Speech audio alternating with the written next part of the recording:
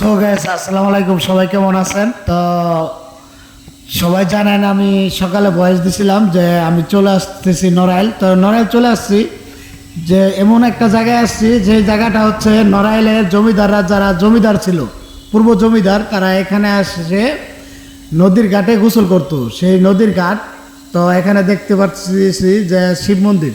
তো যে আপুরা দেখতে পারতেছেন, তো এই আপুদের নিয়ে আমি এখানে আসছি। তো এটা হচ্ছে নদীর ঘাট। এখানে আসে তারা এসে নদীর ঘাটে গোসল করতো। তো নদীর ঘাটে গোসলও না, তো এই ঘাট থেকে তারা নানান জায়গায় নৌকা নিয়ে ঘুরতো বা নৌকা ভবনে যাইতো। তো এই ঘাটটা, তো এখানে আমিও আসলাম। তো নেক্সট ডে দেখতে পারবেন যে এখানে বা নড়াইলে কি কি আছে বা কোন কোন জায়গায় যাইতেছি নেক্সট ভিডিওতে পাবেন। তো এই পর্যন্তই এই ভিডিও সমাপ্ত।